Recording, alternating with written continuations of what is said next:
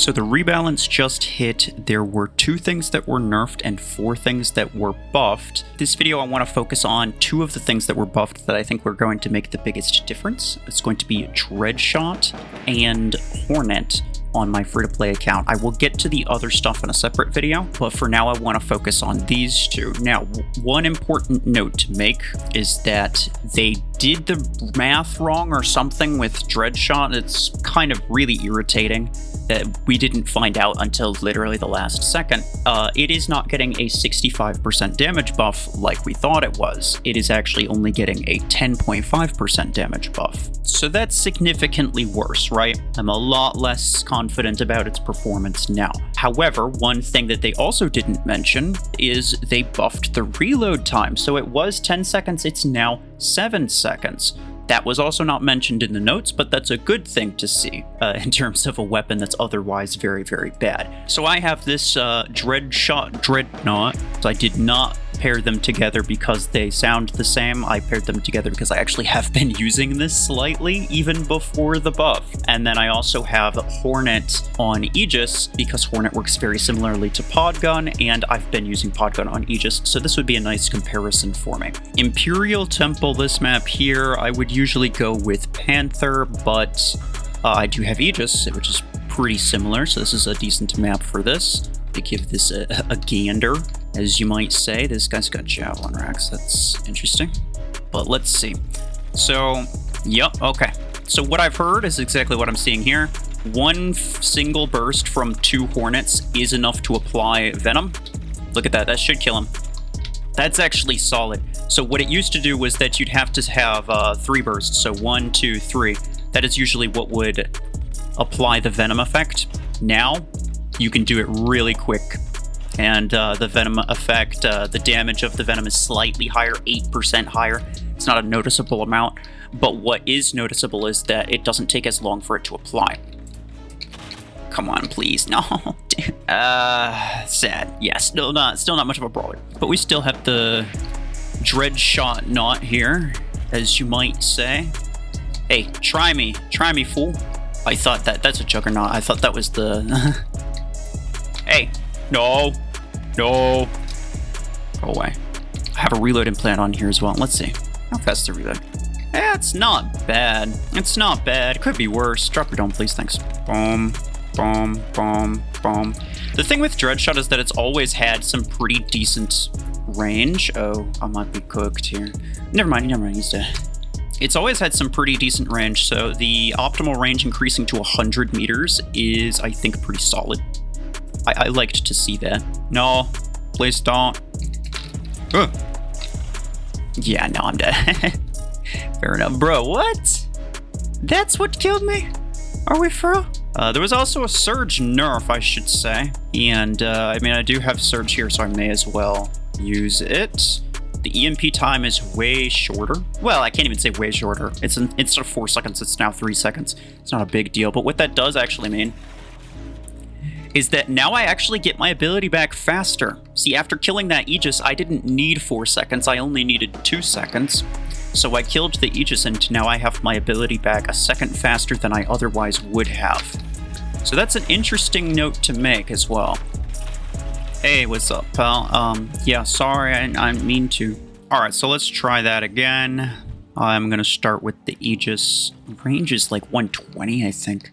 The thing with Hornet is that, well, as opposed to Podgun, I should say. Yeah, like 120. It has infinite homing range, or like, not infinite, but the full range is homing range, as opposed to Podgun, which is like it only homes in, it only has the homing at 100 meters, and then past 100 meters, you can still shoot it, but it won't be homing. Yeah, see, it's so much more convenient. It's so much more convenient, because you can instantly apply Venom. And it should deal slightly more damage, and the Venom should take less time to stack. Oh, nice, I got both of them in one shot. I keep forgetting that this weapon even has a radius, but it does, technically. Bro, cut that out, that's ridiculous. The damage per tick should be somewhat significantly faster here. Nice. Because it should, anyway, deal the same damage in a significantly less amount of time. Curving it around is kind of annoying. That should kill you. That should Kill you. There we go. Hey, this is doing all right. This is doing all right. But the thing with Hornet, as always, though, is like, ideally you want to shoot it one time, let the venom apply, and then back up, wait for it to stop, and then apply it again. Because I can't reapply the venom while it's already on there, right? Like, if I keep firing, see, I fired 3 times. That was potentially 3 venom stacks, but he only took the damage from 1 because I fired the other 2 times while he already had the venom on him. So that's just kind of a waste, and that's irritating. So in order to use the weapon effectively, you have to really use it in a specific way, right? We might lose here. I'm trying to be careful, though.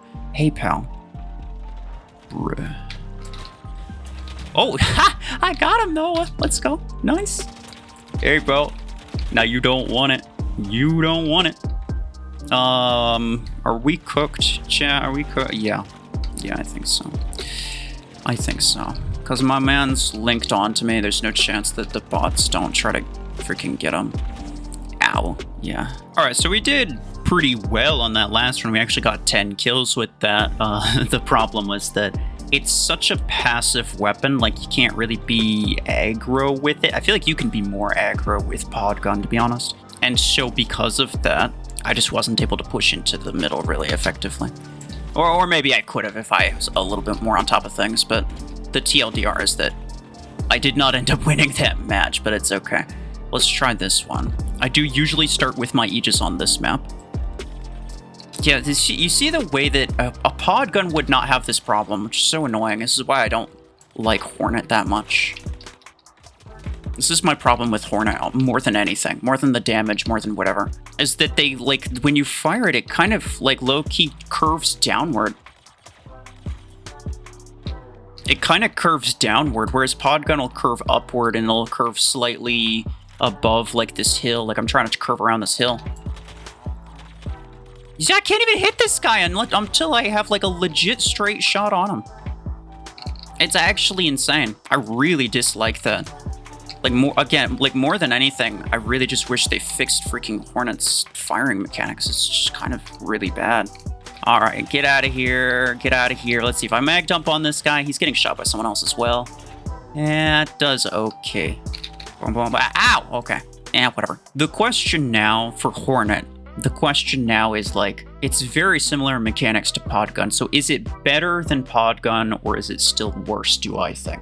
I would say it has higher damage capacity. Hornet probably has better killing power. Pod gun just has better utility. So, like, pod gun, you can, you know, right, like, you could throw the pods somewhere and then use them as, like, timed explosives, whereas Hornet is just, like, a direct damage, like, you have to hit someone directly. And that's an okay balance, though, right? That's all I can expect from a buff, is to make it viable, right? I never really expected Hornet to be the new meta, but, you know, making it viable, making it an equally valid choice to pod gun, I think that is the ideal outcome there. In terms of mechs, I'd say, like, maybe Lancer is probably one of the better ones for Hornet. You want something that's going to be just inherently very passive, because this is, you know, not a super aggro weapon. You want to, like, you know, apply the venom, wait a second, apply the venom, that type of thing. Again, it has more killing power than pod gun, I think, but that doesn't necessarily make it a more aggressive weapon. You also, I would say, want to stay away from damage boosting mechs. Like, you might think that, oh, well, you know, I could just use it on Stalker or Orion. I would actually stay away from that, and the reason is because ideally you're boosting your damage for the sake of dealing a lot of damage really fast. Hornet is not a fast damage weapon, it's a very slow damage weapon, so that's kind of counterintuitive, as well as the fact that the boost from, like, a Stalker or Orion doesn't actually increase the venom damage that you deal, so you're actually getting less use out of that. Overall, though, not a bad buff. I would say I definitely feel the difference, and I am enjoying Hornet a bit more than I used to.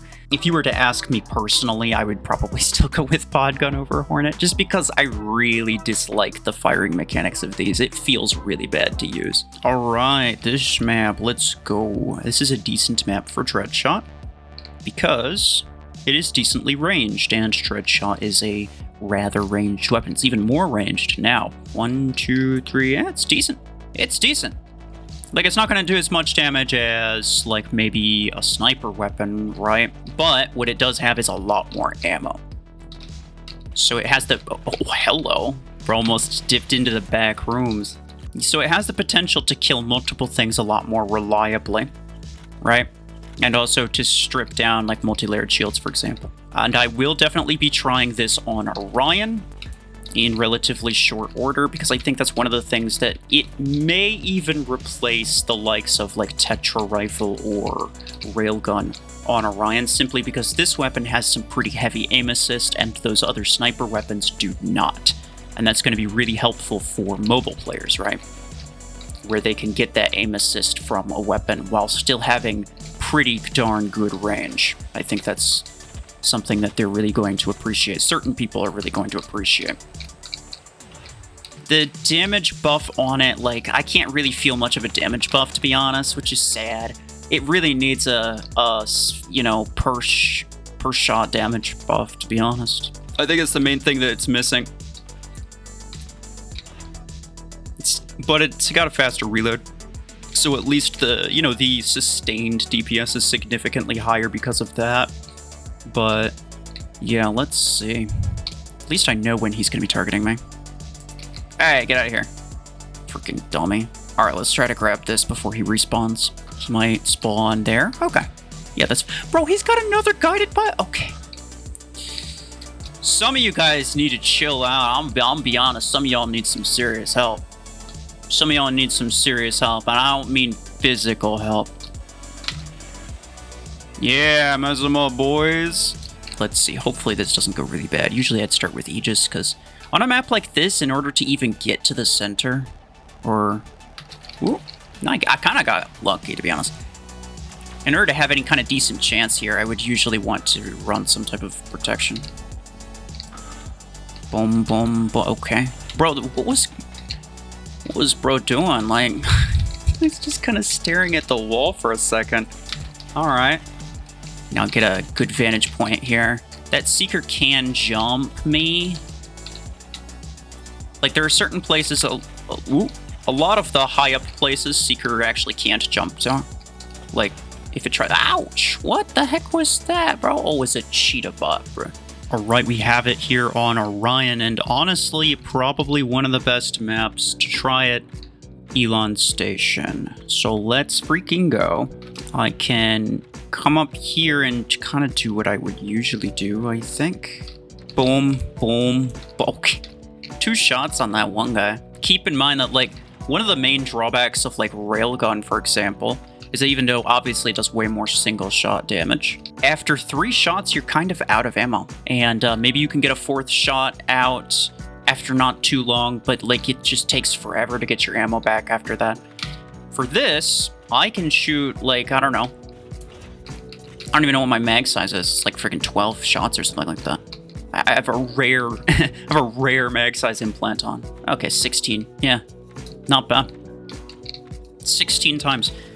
So maybe it takes like 2 or even possibly 3, like even 3 times the shots to equate to the railgun damage. But even that's not bad, because that means I can fire essentially 5 railgun shots in relatively quick succession. Whereas railgun itself can only do about 3. Nice. And I mean, I have the minimal aim assist on here, so like it's not giving me a whole lot of aim assist, but if you're on mobile and you don't have this aiming mode on, then it's going to give you some pretty heavy aim assist, and that's going to be very useful. So I don't want to stick my head out too far on the right side here. Oh, I mean, that's Stasis Beam Guardian. I don't care that much. What are you? That's Hornet, I think. Ah, nah, he's gone into cover. He's gone into cover there. Yo, what? I saw the EM rifle laser, but it wasn't even pointing it at me. Come on, dude. All right, so final thoughts on Dreadshot buff. I think it's still kind of pretty bad. The thing is that I'd rather see higher damage rather than lower reload time on a weapon like this. I think what's holding it back is that it doesn't have good single shot damage. I don't think the sustainable brawler capacity of a short reload is really what's going to make a big difference for it. And maybe for chain gun, maybe I would say chain gun probably does need a shorter reload time and doesn't really need a whole lot more extra damage. But Dreadshot, I think, definitely does. So a little bit sad to see that they're not going the route that I was hoping they would. I think ultimately it's not a weapon that's worth getting. If you want a decent ranged weapon, get Tetra Rifle. Like, it has some shield piercing built into it that's just really good. It has a really short reload time, so Dreadshot, I think the single hit damage is just not high enough. You have a large magazine, but, you know, that's more built for, like, maybe shielded things. So maybe something like an Aegis or a Panther could be okay with it. Like, at that point, just use Overdriver. Overdriver's way better. That was a bit of a letdown. It definitely would have been way better if it actually got the 65% damage buff that they originally said that it was going to have. The fact it was only 10%, not nearly as good. Not nearly as good. I'd say it needs a further, like, 20%, to be honest, in order to be okay. In order to be an okay usable weapon, I think it needs another, like, 20% damage. But yeah, that's just my thoughts. Let me know your thoughts if you have either of these weapons, what you're using them on, what you've had the best results on, I guess. And then, of course, there were a couple other things that changed, and I will go over those in a separate video. Namely, Surge and Eclipse both got a nerf for the time being. If you really want something right now, I have a video from BMP on the end screen. He kind of covered that. Of course, I'll cover it myself in more detail a little bit later.